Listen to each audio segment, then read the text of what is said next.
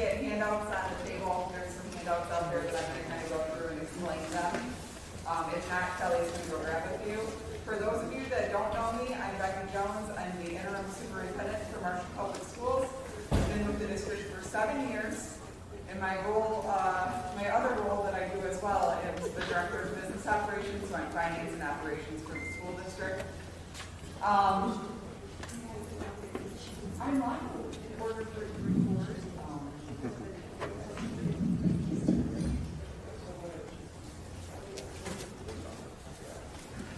We're recording this for people who weren't able to make it, so that's why.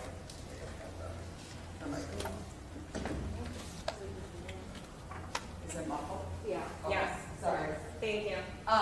Okay, so I'm Becky Jones, Marshall Public Schools interim superintendent. I have Kelly Fitzpatrick here, who is the director of curriculum instruction. She works at a central office. And then Ian Gilligan-Schneitman, who works in central office as well, and he does a lot of things, jack of all trades in the office. So I'm not going to go through everything that he does. I don't see any of the board members here, else I would have been recognized. I know that they were quite busy, and I actually wanted to put these forums on to get information out to our community members. I'm going to go through the handouts, and then what we'll do is I'll let you guys just kind of do some questions afterwards on anything that you have that you're having questions still on that I don't hit. And I'm going to have people come up because you may have questions that people at home have questions as well, and so if we're recording this, I'm going to have you come up and take the microphone so we can go ahead and get that. So I want to start with this form that says MPS 2021 bond info sheet. It's a double-sider. It takes you through. Can we just make this not very clear? That was not available to us. Oh. Well, I'm not going to talk about that one until we go get that. Okay. Thank you. Okay.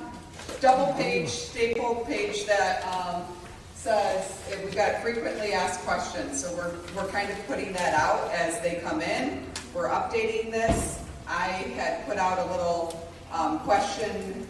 I don't know what it is, like a little survey attached to Facebook. I know not everybody uses Facebook, but I wanted to try to give an outlet for people just to ask questions that they might have. And then I'm going to update this FAQ as they come through. So any questions that you have that come on here, we're going to continue to update this as they come.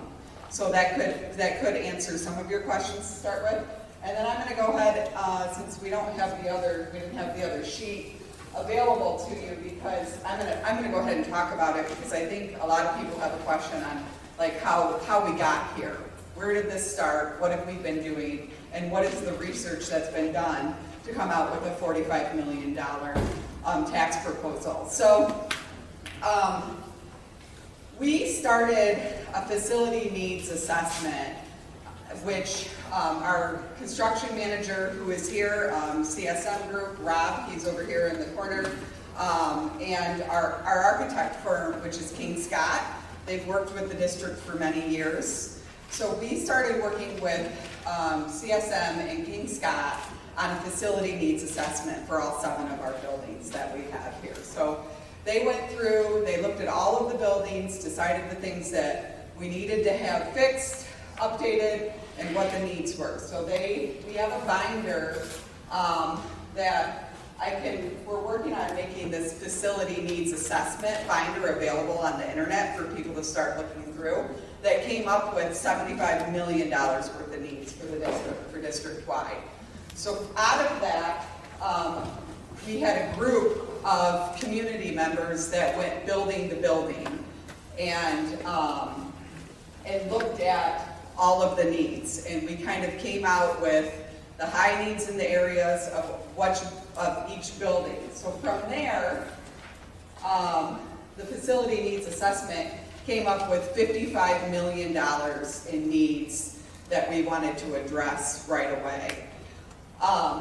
And instead of there were a couple things that we kind of went through, and the board had decided that we were gonna just do $45 million bond. So there were some needs that didn't necessarily get picked off of that 55 million. And some of them I can't, once I get this updated sheet, we can kind of touch back to that. Which derived the $45 million bond proposal from all those meetings that they had.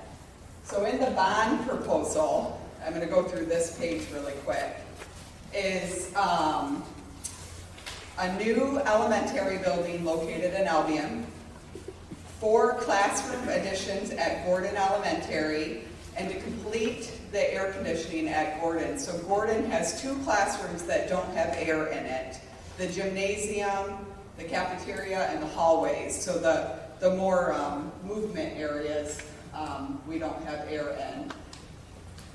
Marshall Middle School, to put air conditioning throughout here. I don't know if everybody's aware, but the 2nd and 3rd floor can get awfully hot here, very sticky. So it's to put air conditioning at the middle school.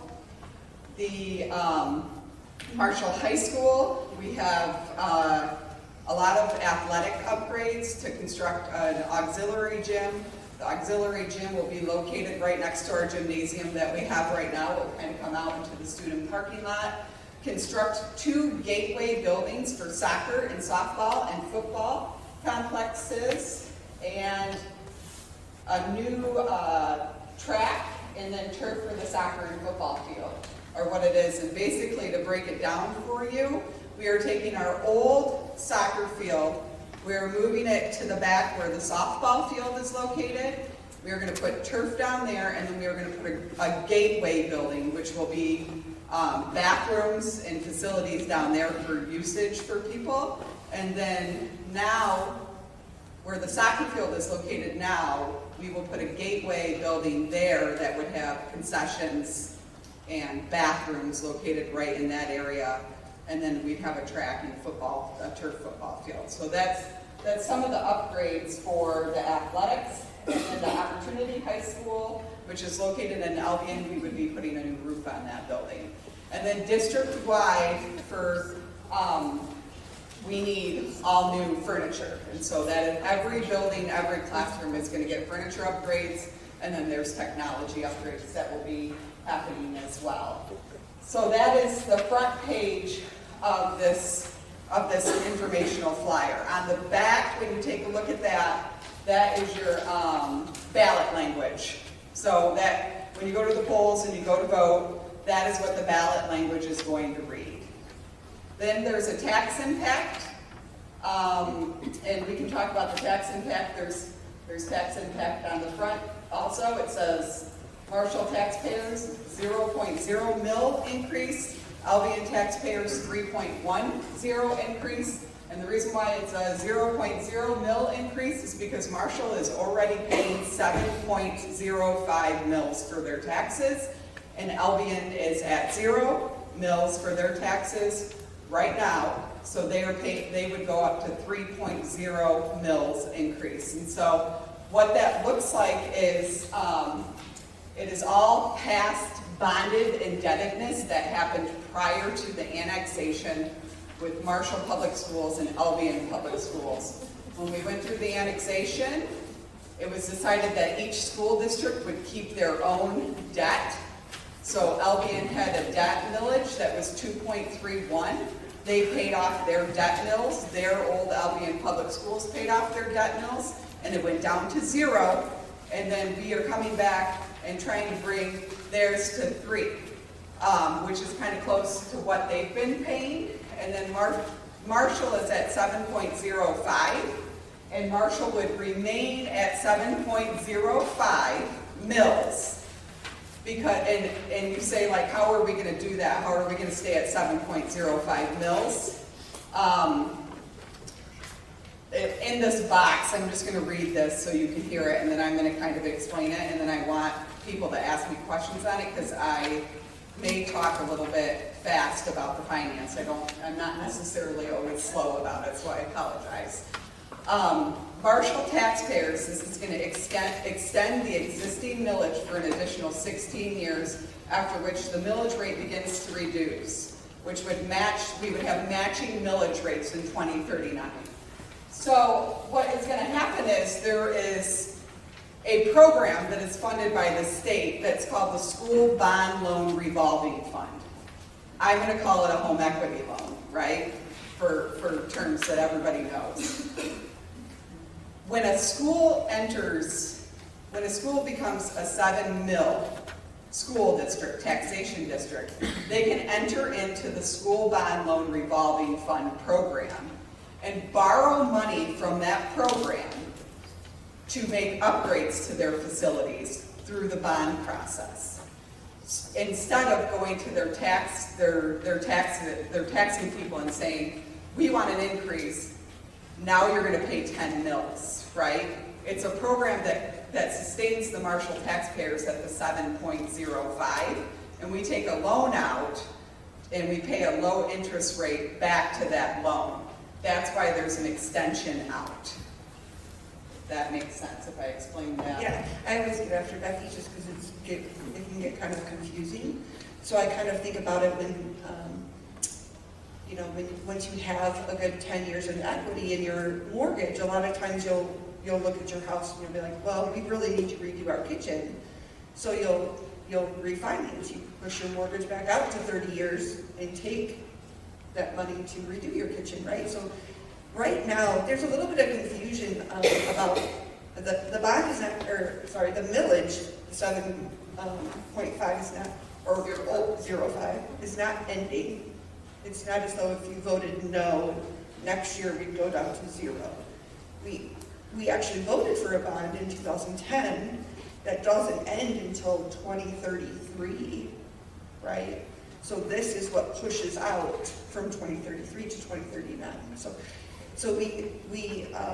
there's a half of a mil decrease, I think, in like a year or something.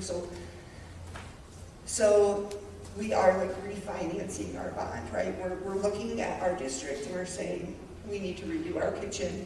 Let's refinance back out to 30, right? So it would be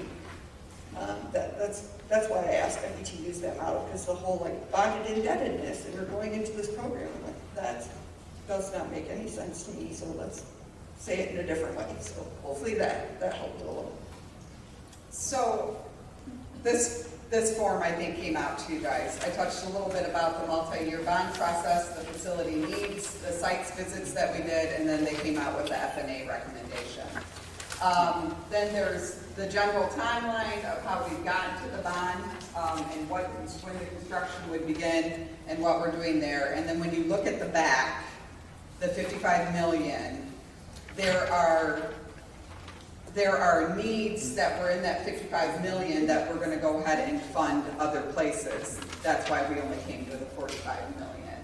And one of the larger needs on that was the Hughes learning spaces in the front office. So we had talked about, Hughes has courtyards in it, and we had talked about we're not utilizing those spaces, and could we turn those into something that was like learning spaces at Walters. You know how Walters has, I don't know if everybody's familiar with the buildings, they have these little learning spaces in there. And so we had talked about that, we had thought that was a good idea, and then as we kind of got more into it and communicating with it, some of the teachers were like, we don't know if we want to lose that green space. We don't know if this is necessarily something that is a need that we need to do right now.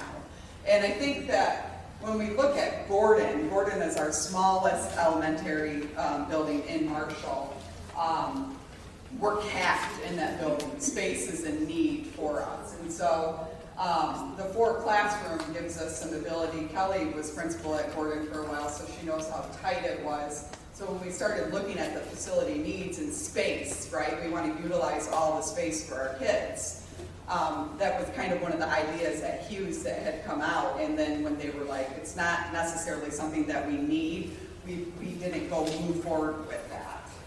One of the clarifying things, just because Becky's in the middle of pointing it out, the red borders of these top boxes, there's a little bit of confusion about, I think, just from some questions. The reason why there's red outlines of those 4, right, just to clarify, those are because we're funding them outside of the bond, right? So our facilities needs committee came up with this list as needs. And then we looked at the money that's coming from different venues like ESSER funds from the federal government. And that's going to be, how we fund those things in the red. Now, the musical instruments one, I think, is a really important thing to note, that the reason why it's outlined in red is not because we're not getting musical instruments. You're going to see that. We actually are doing the musical instruments. Right. Those are on the bond. It's the uniforms that we're not able to get on the bond, and it's because they don't depreciate over time. They're considered like an equipment thing, so it's just not a bond approval through the state of Michigan. So we have to find a different way to fund And there's certain those. things that can't go on bonds, right, that we have like sinking funds for, that we use for maintenance and stuff like that. We can't, there's laws about what can go on bonds and what can't, and uniforms would be allowable, right? So that's this form. One last thing, the red boxes here, I chose these colors because they were pretty on this. They don't indicate priority, preference, order of completion, or anything. The red boxes on here, Ian and I, we were making this, we were like, hey, our school colors are red and black. Let's make these things red and black. So all of these things, right, will be done. Okay, we've spoken, one of the questions that came up was about, well, what happens if there's not enough money, or is there a priority list, of these things? So we asked our the people who, this is their job, and they're the experts in this. And in the 20 years they've done this, that situation hasn't come up. They actually usually wind up with sometimes some additional funds that we're able to do other things from the facilities needs list. That's what happened the last time. We had some smaller projects that weren't able to be completed because they weren't prioritized as a need on the original list, but there's still $20 million worth of items from the facilities needs assessment that we don't have listed in BOC, right? So that has never happened. So when you look at this box, these are the things that will be accomplished by a yes vote. Okay, just to clarify those. So we've kind of touched base on what is in here and what these forms are, kind of what's in the bond, and obviously we're here to answer some questions. So does anybody have any questions that they may have for us or not? I have a couple employees here that might be able to help out with a few questions as well. If I can't answer it, because I don't pretend to know all, I will find the answer and get back with people. So I'm not going off the script. I just wanted to get out in front of our community to hear what you have to say, to hear your questions, and so that's why I'm here. That's the purpose. So does anybody have a question? I'd like for you to come forward and use the microphone, or I'll kind of walk to you. I know it's not always fun for people to. The video that we can hear if they're watching. If people couldn't come tonight, I want to try to have something for them to watch. I was curious, the new school and now being compared to the old size comparison. I see they got the square footage for the new one, but I wasn't sure what Harrington. I'm sorry. I'm sorry, I wasn't sure what Harrington's size and maybe classroom, like what they accommodate. I believe in. So you're talking about the square footage of the facility now versus the square feet of the new facility? Or you're asking about learning spaces and?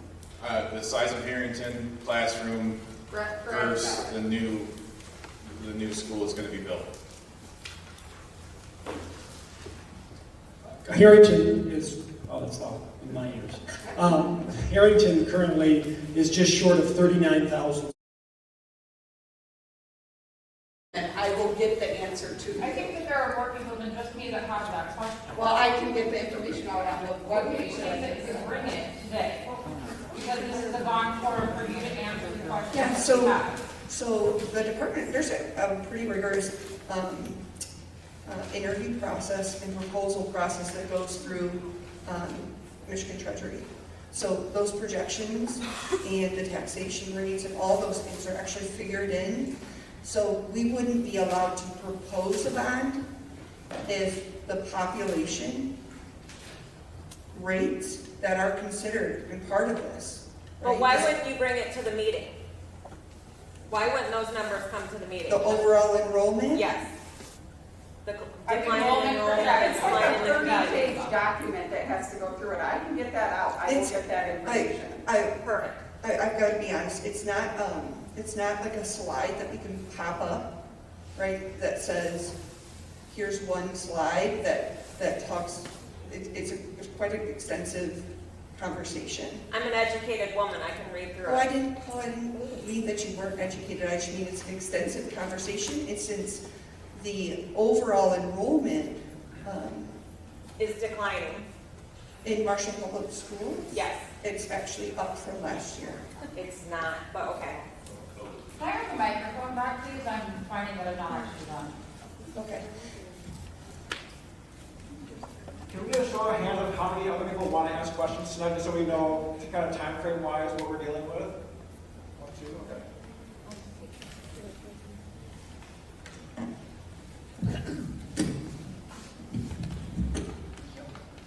I'm sorry, I don't know your name in this group.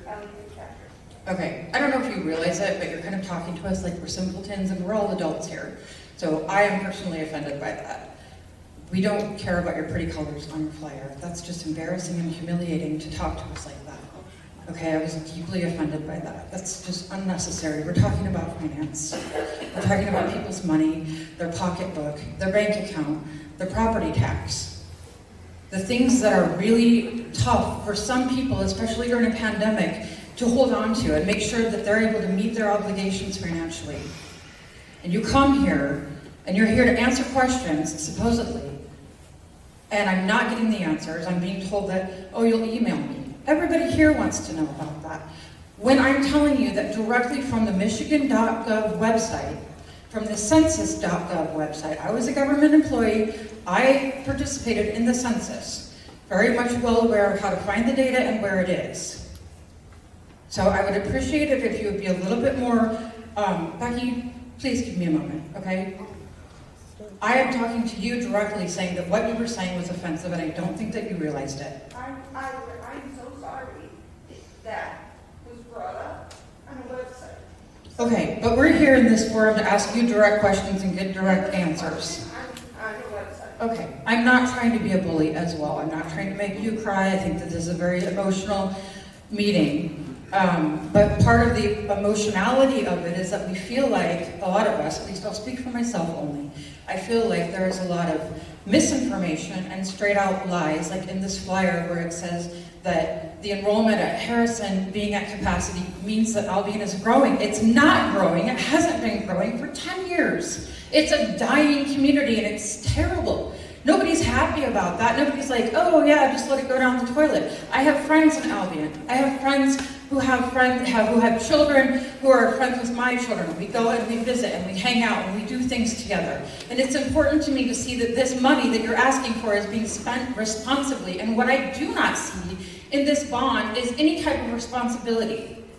If you were being responsible, revamping Harrington costs less than 50% less of the price of building a brand new school. Harrington approximate cost, as you said, Becky, was $10.8 million to revamp that school. So then revamp it. And don't ask us, no, I'm not done. Nope, I'm not done. I'll be done shortly. $16.5 million to build a new one. The debt on the bond on that extra $6 million is enormous. I don't think there's a lot of rich people in this audience that are going to say, psh, totally fine with that. You can raise my taxes. You can keep them the same. Totally fine with it. I don't need another $1,500 a year that I was maybe counting on because this bond is almost paid off.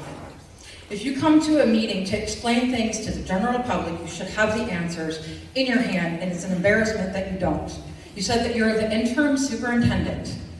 Well, I would like to establish that my opinion, and my opinion only, is that we need a different superintendent, and I don't even know what your current qualifications are as a business manager.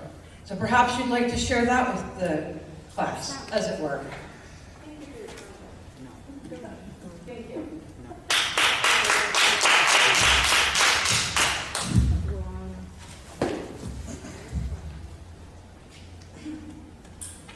Anybody else? So mine is very short and sweet. I'm going to go along with a little bit of what Erica said. Is I was not here, and my family and I were not here for the original annexation. The thing that frustrates me the most is that it's not equal. Albion and Marshall, if we are going to be one community, which is clearly what the goal is for our children to all feel included and equal, that goes for parents too. It is clear by the division in this room and by the hurt feelings and everything, our communities, plural, are hurting terribly. We are more divided than I have ever seen a community in my entire life. My husband and I moved here.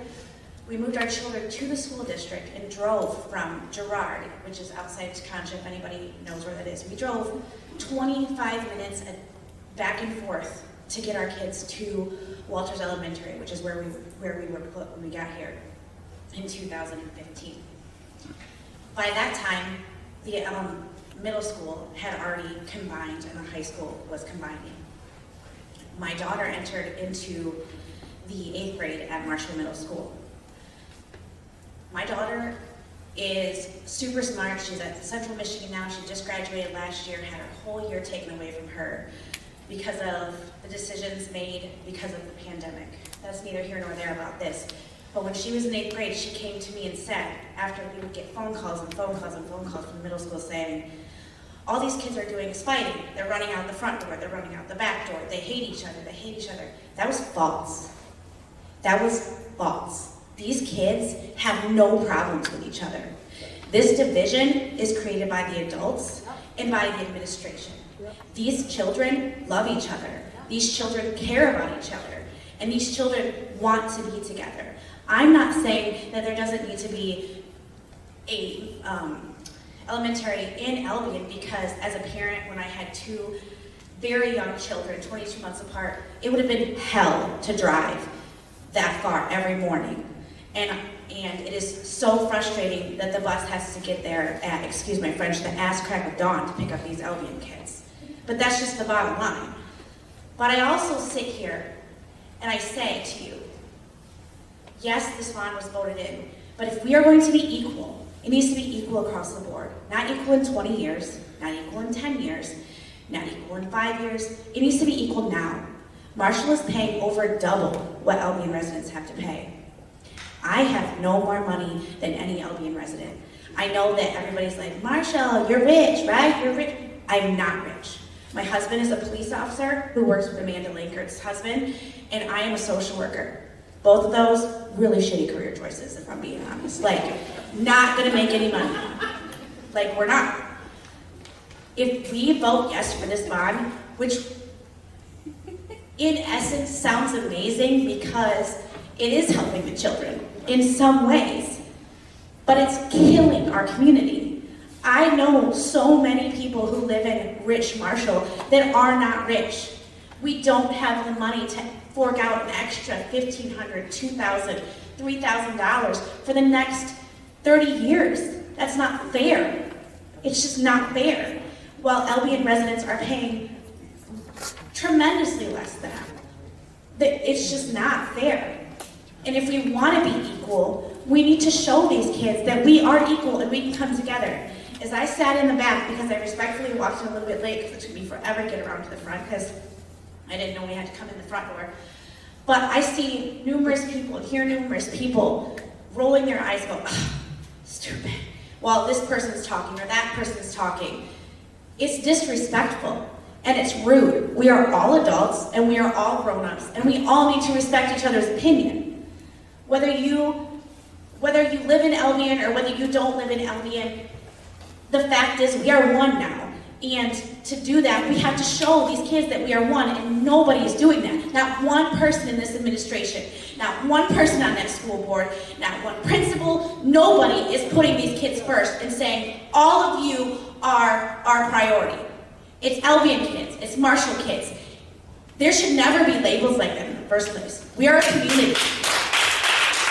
And that's all I have to say is that we need to be equal. And it's unfair to ask us to just keep, well, extend it for another 20 years. You're Marshall, you can pay for that. I can't pay for that. I moved here, I bought a house in 2018. I cannot continue to pay for that till 2039. I can't do it. So I would appreciate you guys considering how this is gonna work for everybody, because it's just not going to. Thank you.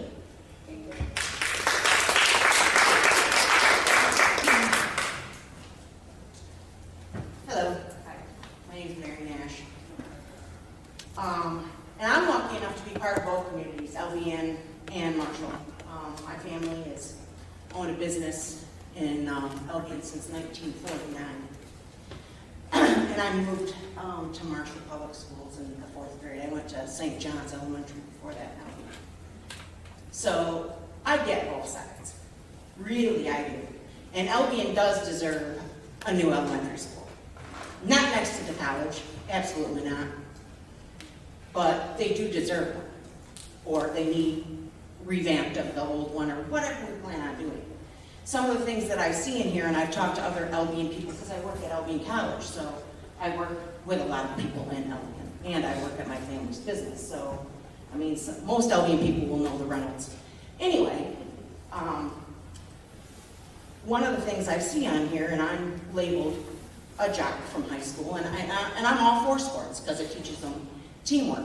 But do we really need a turf football field to keep up with Harper Creek and Lakeview? Is this just keeping up with the Joneses? Do we really need to have a new soccer field? That soccer field can't be more than 20 years old. I mean, are those things that we really need? Band? Absolutely. Get them all the instruments they want. Technology? Sure. Get them new chairs. I don't care if you get them lazy boys. If they're in school, I think that's great. But as for some of the other things, the athletic things, if it's not broke, you don't need to fix it. I think like part of the, I'm just gonna grab this for the Uh-huh. picture. And I think like, we're fortunate that Mr. Root is here, but, and he might be able to help me out with this.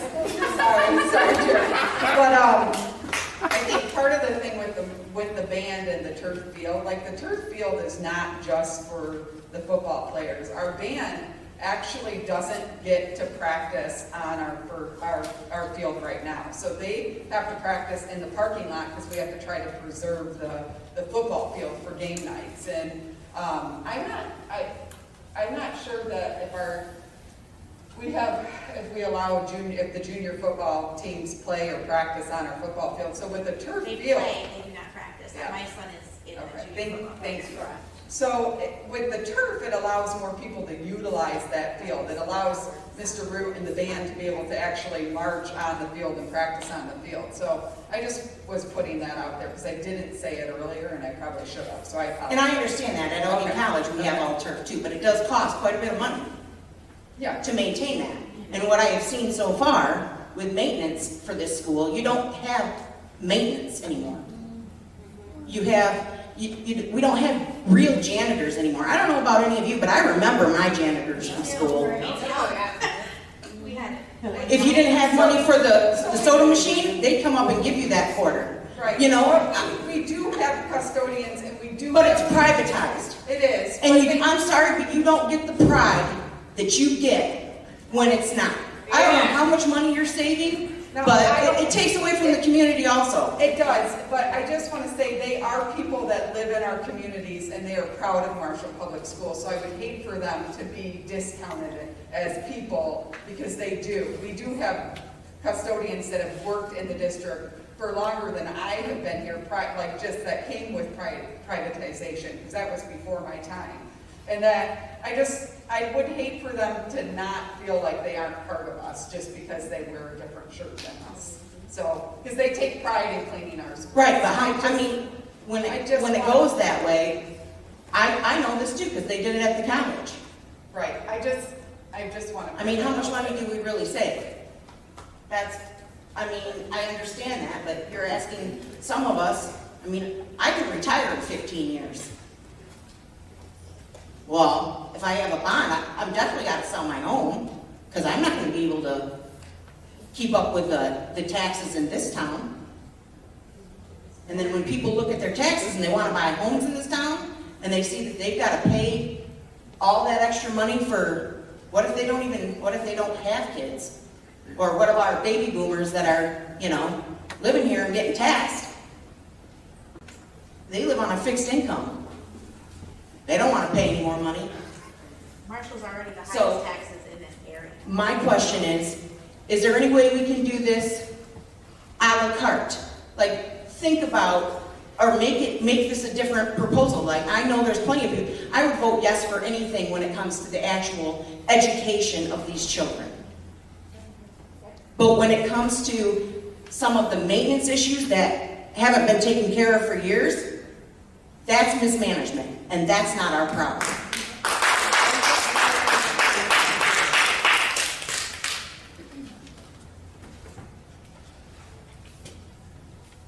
So just to touch on, I'm a pretty proud member of this community. I'm a newbie when it comes to a Marshall Public School employee. I was hired in September of last year. And I'm sorry if I'm stepping out of line, but so when people say that we as a school district don't take kids first, it's hurtful.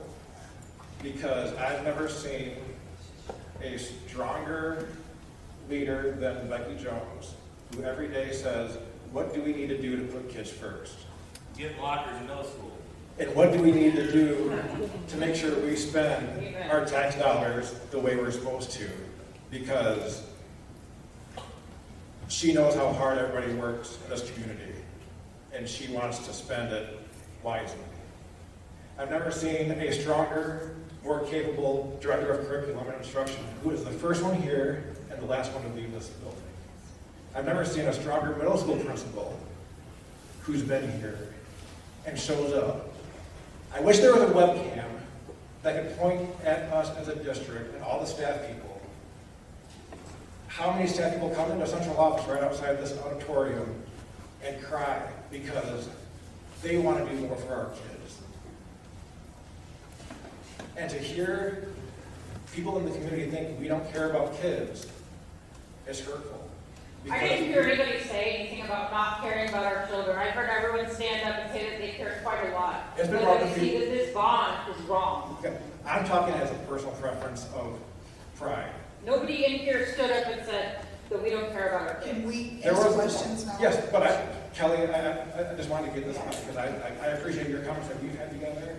And I haven't had a comment with you one. no, But I have a we- question. we've talked I about thought this was a question and answer It is, session. but it's also, I also want to stick up for us as a district. You're doing a great job. So You're doing a great job with and it's part, communications is a great. Rich, and it's part of, I want to understand why the perception is out there that we don't care about kids. It's not a Nobody generalized said that. perception. I can. Why You kids want aren't the getting truth? first? You want the Nobody said truth? that we No. don't care about kids. Why do you keep saying that somebody is saying that we don't care about kids? I have 5. You think I care? No, the thing I'm saying is, when people say, once you guys start putting kids first, we'll vote for this bond. My question to those people who say we are not putting kids first is, how are we not putting kids first when I show up every day and see the Because amazing after work? her doesn't Ma'am, educate my ma'am, child. If I may finish. What part? I thought you were done. No, Go ahead. no. I just want the community to know that people show up every day for our kids. My mom was And a our- teacher for over 20 years. I damn well know how hard she worked as a teacher. She loved every single child that she had, including her own 4. Ma'am, Because I'm the oldest and the most outspoken and probably the most obnoxious. She's probably up there rolling her eyes gave right you now. your You attacking need to stop community. saying that we don't care about our children, because we do. Otherwise, we wouldn't be here, sitting here listening to you pour your heart out. And my last point would be, I want to stick up for our neighbors and friends to the east. It is not a dying community, it's a thriving community. They've got great things going, It's not thriving and we're community. excited to If you have look at them the as census community data, which is partners. exactly what I was quoting.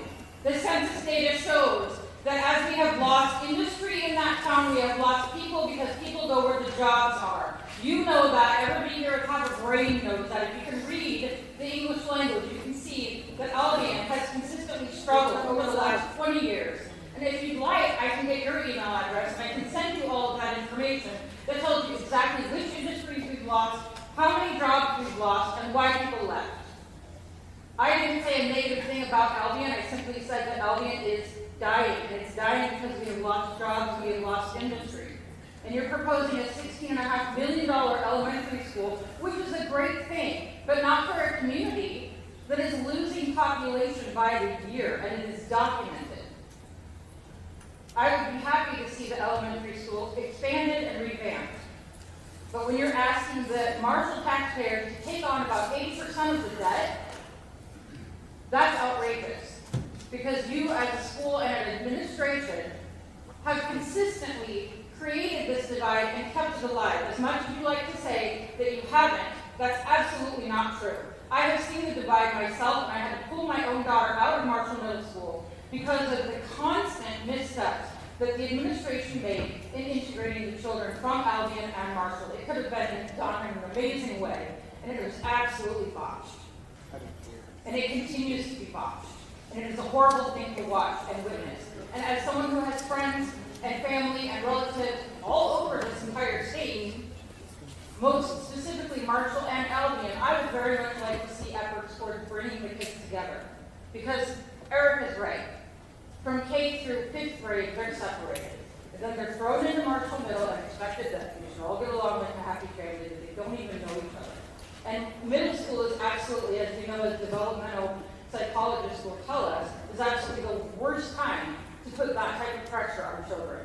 This bond is not addressing those problems. Just know there are 321 employees in Marshall Public Schools who work every day to try to make it the best possible place it can be for children. So. And I appreciate the hard work of the teachers. The administration is not doing their job.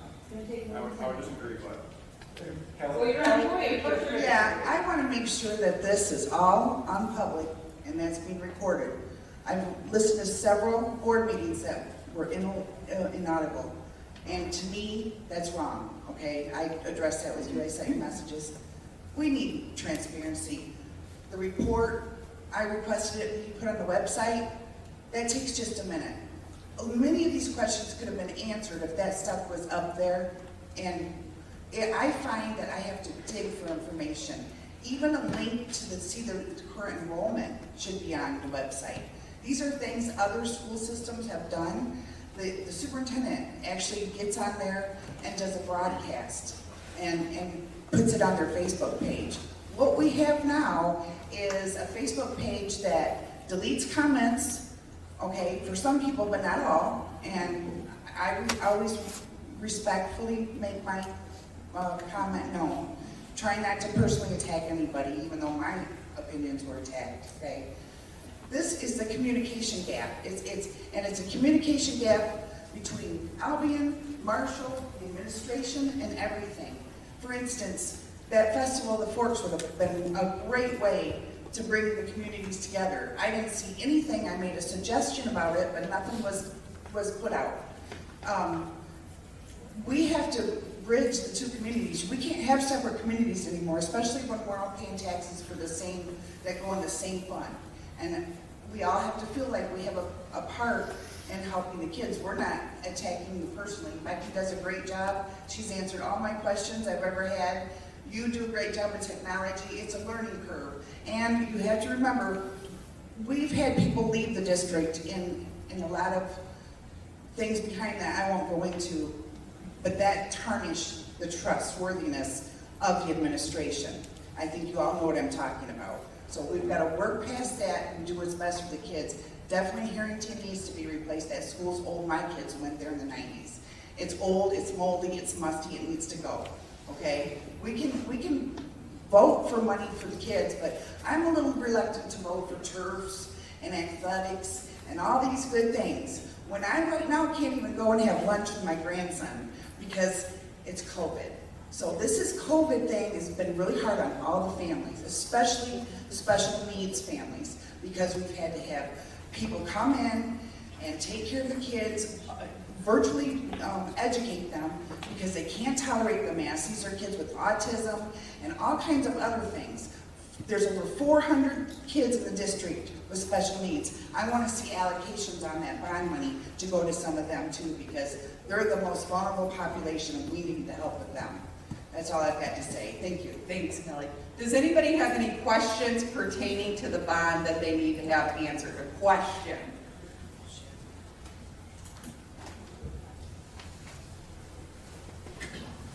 Hi. Eric, I just had one question. What percentage of the bond is construction related in all areas, and what percentage is in the other stuff, the van, the seats, things like that? Do you have a percentage breakdown there, Rob, on construction and If you said specifically like band and the ancillary. Well, what percentage is just construction, whether it's here or Albion, and what percentage is the seats and the band, whatever else is involved? You know, we actually talked, I think it was Derek Allen, or somebody, but he came up and asked that question at the end of the last forum. And, you know, depending on what you determine to be instructional, you know, so instructional spaces, you know, instructional areas, classroom furniture, is that instructional? So Construction. construction. Oh, I'm sorry, that's How much is building, how much is building I'm cost? so sorry. It's all right. There you And go. then how much is the rest? So, I'm embarrassing myself. I apologize. I thought you said construction. No, so you're asking about true construction costs compared to like furniture and Right. things like that. correct? Bands. So I can give you that number. I don't have access to it right this very second, but I can definitely get that for you. What I'll do is I can get that to you, Becky. Yeah, we'll get it here, we'll get your contact. Thank you. And I really, like, to have these forums, obviously, because we want to answer people's questions, and I think when Erica, we were talking with Erica, that it's a good idea that we make a page that has some of these questions on there, and we'll update that page with some answers, so. But I'll have Ian get a hold of that. Are you- Sir, you said you can Albion and Marshall, correct? Right, the whole project. So, do you want to know what we're spending at Albion? and- No, just the whole project. Okay, How much is okay. construction, how much is Okay, putting in? yeah, okay. Do you have a buying question? I think I'm trying to learn this, so I'm obviously newer to the community and I don't have a kiddo in the school district. However, I've been really deep diving into the data. Like, has there, like, where kiddos are, like, academically, like, have you guys done a study with, like, with the bond? Again, I'm trying to learn as much as I can. Where, like, what educational opportunities will that give the kiddos at the end of the day? Like, do you have anything on that information? I'm having a hard time finding it. Specifically the MSTEP and the NWEA scores from 2020. What I can find on the MSTEP is, if you look at our 6th grade, we are, it was released, let me find it. Clearly, I'm not a good person at technology. So, on the Nishi report, Marshall Public Schools has a 46% proficiency for reading, a 32% proficiency for math. Is that coming from the potential of an annexation? Is that current? And then when you look at not all of the scores have been released, you're seeing things from, obviously, throughout the state, it's a fair assessment that everyone really struggled. So, but if you look back over a time period of 3 to 5 years, I think it gives you a little bit more accurate, fair assessment. However, I do have concerns. I'm seeing from last year, specifically, the 8th grade, they tested at, which was the highest, was 57.7% proficient in English. And then if the highest in math or proficiency was in the 3rd grade at 40.4%. But then what's really confusing and alarming is the 6th grade proficiency in English is only 28%. And, technology, sorry. We have 6th grade, 17.6 proficiency in math. With this bond, again, I'm trying to get a fair, accurate assessment. Does this bond help instruction in any way in the school district? Is there a way to release the information so we can get a better, well, maybe I'm the only one that is looking at them, I'm not sure. Just kind of see where this is impacting kiddos and what does this trickle down to helping in the classroom? I guess is my question. Is there a correlation between better facilities, better technology, better overall education, because those are really bad. That would be failing in a classroom. It's an honest question, I'm sorry. Okay, so the 2020 scores were from students who optionally took the test. It's actually the first time in decades Correct. that testing has ever been optional. Sure. So where you look at those reported numbers of data previous, our participation in testing is a requirement. We actually get dinged if we have less than 95% participate. Sure, Where correct. this I've been asking those questions as well with the Michigan Department of Education, some of their board members as well, because I'm really trying to understand, like, clarifying questions, genuine curiosity. Yeah, so just to put those numbers in context, our participation was half of that. Sure, right? so would it be, was it the virtual students that were not tested? Was that in person? It was truly optional. Like truly, so parents can opt out of testing, virtual students can opt out of testing, students who only attend 2 days a week if they wanted to test, they came on and, they tested or they didn't come to school that day. There wasn't an obligation for testing, so that skews data astronomically. But as far as the bond is concerned, when we look at learning spaces and how a child learns, we have a pretty dynamic problem with our seating. Okay. So flexible seating, the ability to have a standing desk, if we need to like move around, things like that. When we have like the wobble seats, if you've gone into more modern classrooms, they accommodate those individual needs. We don't have that right now. Yeah, I totally understand. I have a very, my oldest kid is ADHD, and he set up a separate desk next to him when he was in 4th grade and grabbed another book and was flipping pages. And when his teacher asked him why, he said he was helping Jesus. So I get it. Nothing's going to stop certain kids. Everyone has different ways of learning, and I get it. There's a causal connection with performance and ability to learn growth and achievement with the ability to have individualized seating. So this is a direct correlation to the bond. Would be an increase in both academic growth and achievement. Sure. Would it be possible to get, like, just to see where all those test numbers are? Like, yeah, they're not rock solid. I understand that. My school data is there's a parent dashboard. But all the numbers aren't on there. Well, I think that this is a more in-depth conversation than Sure. But I love data regarding growth and achievement. So like we can talk about that because the my school data is the most public way, but we have tons of individualized data. Yeah.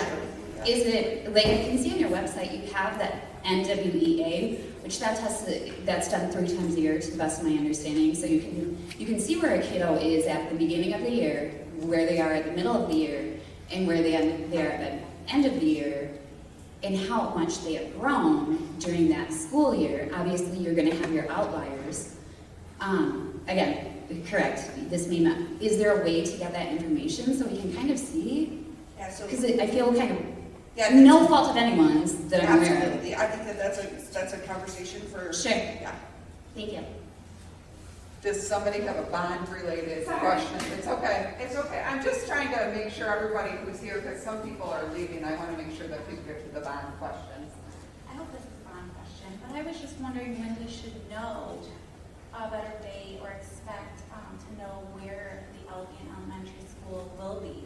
Will we know before November 2nd? So that's a good question. Thank you for asking that. There was a survey that went out. I think I touched base on it, and we weren't able to like really disaggregate the data within that. And then I've been trying to be out in the Albion community, trying to get some feedback from people. And one of the main things that I had heard from actually the mayor of Albion, she said, you need to listen to community input, and you don't need to make a decision in a vacuum, So she didn't say that like word for word, but listen to the community for input. So I'm trying to get, I had a first forum in Albion, so I'm trying to get community data back on where they would like to see the location of that, and then that becomes a board decision, a board level decision that needs to come forward. So I'm working towards contacting parents and kind of getting some information out there. Okay, so should we know before November 2nd? I'm not 100% sure at this point in time. Okay, and if there is a decision, it will be made by the board members? It will be made at the board level, yes. Okay, so no public opinion at all? If you have a public opinion on it, I'm looking for that information, so I'm gonna come out with something. Are you a parent at Harrington? No, Okay. parent at Marshall, but Okay. I was just wondering if Okay. we're gonna know before we vote, where to be. Right, It just seemed important. thank you. But my other question, if you don't know that, I would look forward to more information about that. Okay. Even if it's on the website or Okay. on Facebook, I'll keep up with it. And then, if I just see here, construction would begin August of next year. Do we know how long we expect to have it completed, all of these projects? So with bond passage, once the bond actually passes, you have 5 years to actually utilize the funds. Okay. So that would be all of the projects. Sorry. So you have 5 years to use all of the funds from the bond project. Within 3 years, you have to utilize 80%. 80%. I'm sorry? No, I'm sorry, did you say you have to utilize? Oh, I see. Yes. Okay.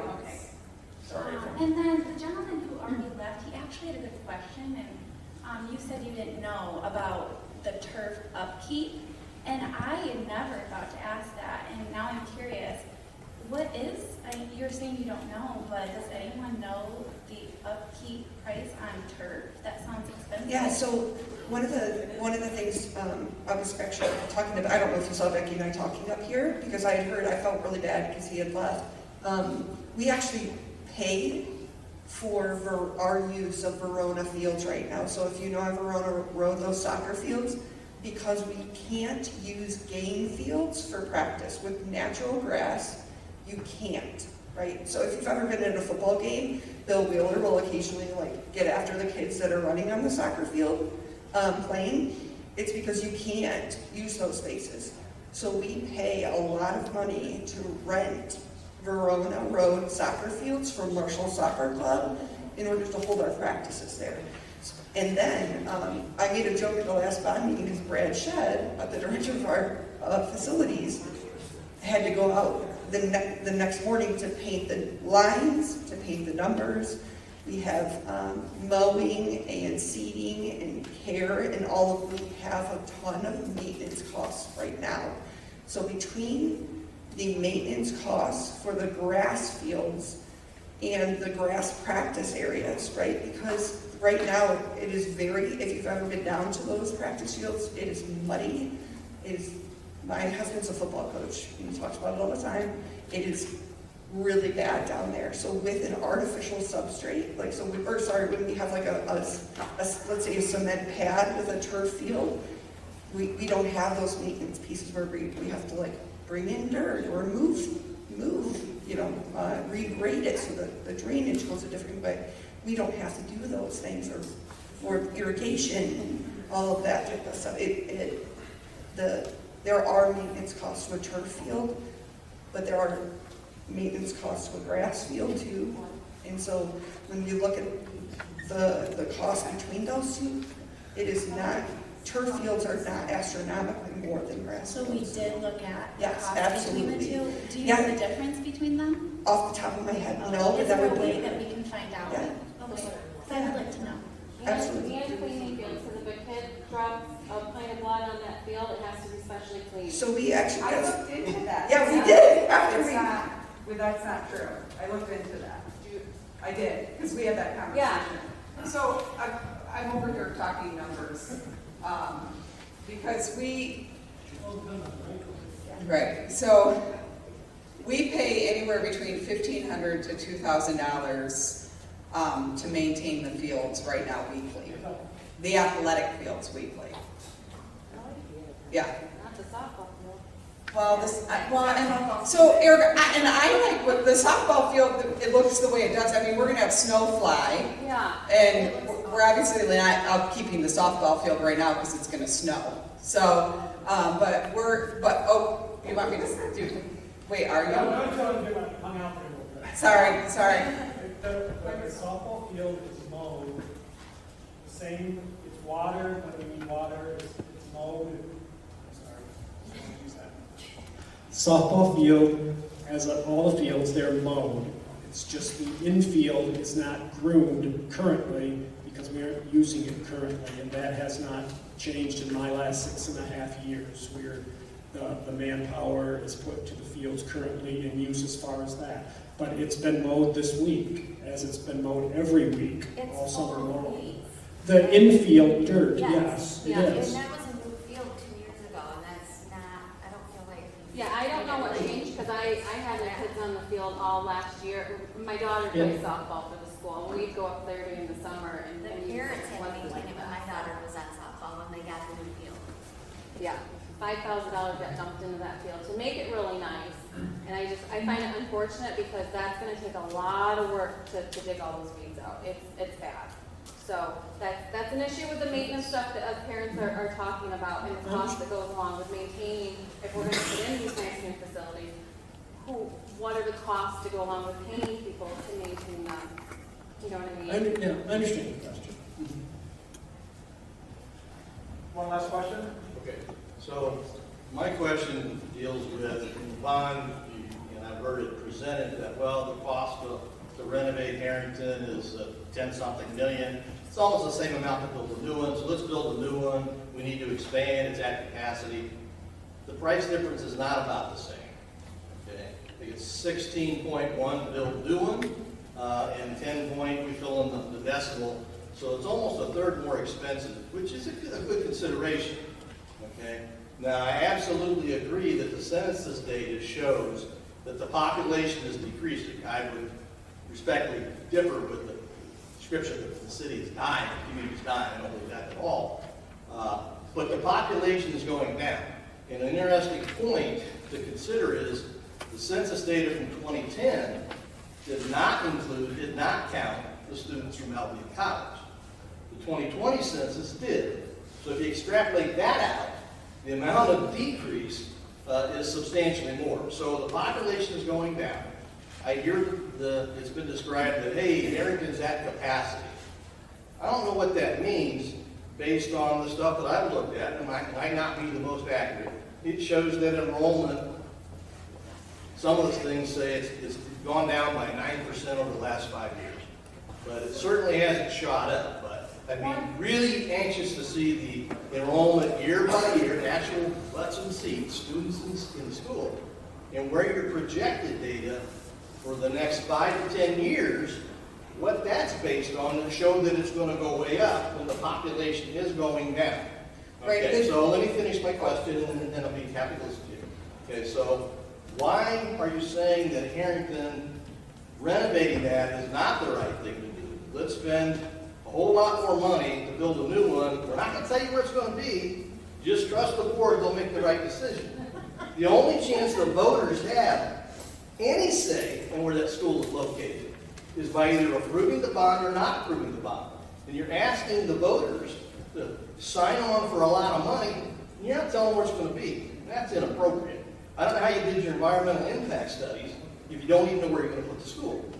Okay, so I'm questioning whether all of the I's are dotted, T's are crossed, and whether this bond measure is really ready to go before the voters. So now I would respectfully listen to the response.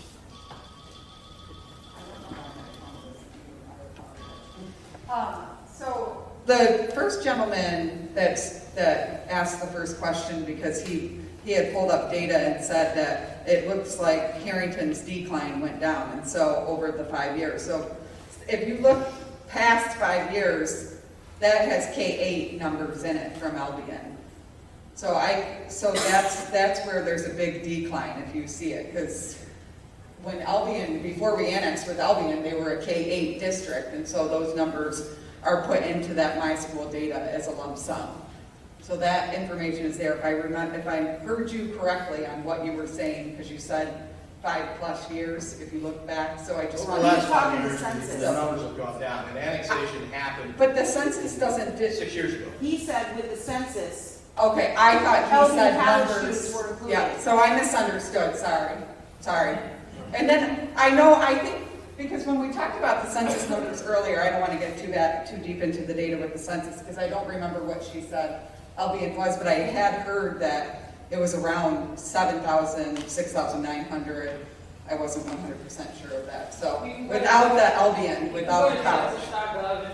Yeah, so I can take a look at that. And so I was trying to get him to break down, I think you were asking about replacement, why are we building a new building? And what was the data to bring it up to speed? And so I think that,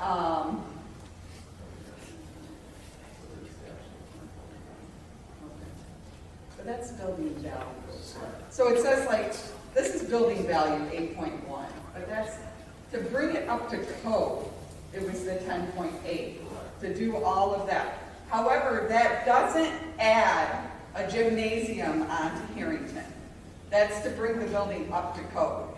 So there's an additional cost to add the gymnasium and the extra classrooms that we would need to have on that. So, question, why do you need extra classrooms? Currently, the student-to-teacher ratio in Harrington, 12 to 1, 13 to 1. The state tells you ought to be shooting for 18.1 or 18 to 1 or lower. You're way below that. Why do you need more classrooms? So we have 2 5th grade classrooms at Harrington, 2 4th grade classrooms at Harrington, 2 3rd grade classrooms at Harrington, 2 2nd grade classrooms at Harrington that are above 20, 3 1st grade classrooms at Harrington, and 4 kindergarten classrooms at Harrington. We have seen an increase in our lower numbers as it pertains to students coming to Harrington. And there are 500 K-5 students that don't attend. So the idea is that a new school may draw, if it drew any students, and I just heard a couple of people talking about a new school in Parma drawing students. So if a new school in Harrington draws, even if it doesn't draw any, none of those 500, right? We would still fill it.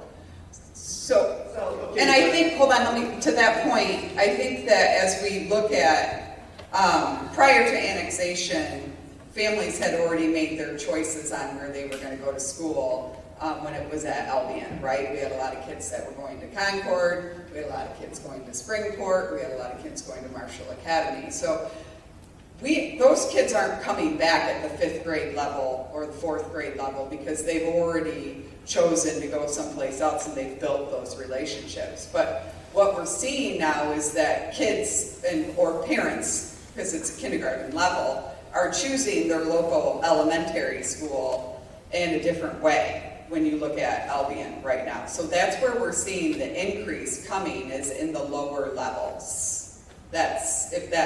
So if you look at, we have 4 classrooms in kindergarten and 3 in 1st grade, that's quite a bit of an increase when you look at our 2 that we've had for 2nd, 3rd, 4th, and 5th. And so next year, if we were to get 4 more classrooms of kindergarten and all of the students that we have now choose to come back, we could be at an enrollment, we could have a problem. I think it would be helpful and would be useful for the voters and the taxpayers and the parents, because those are 3 separate groups that are all combined. Okay? If you provided the data that showed what the enrollment's been since annexation, 5 years. Right.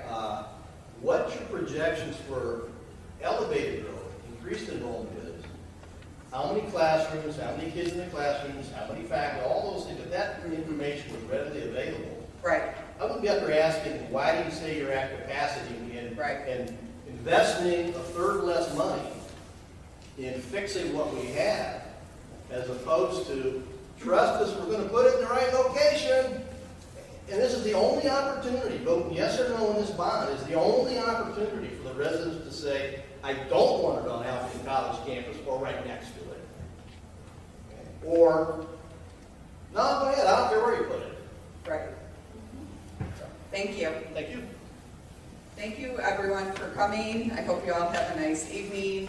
I appreciate the time that you took to come out, because I know time is valuable, and I appreciate that you took the time to seek understanding. So, have a good night.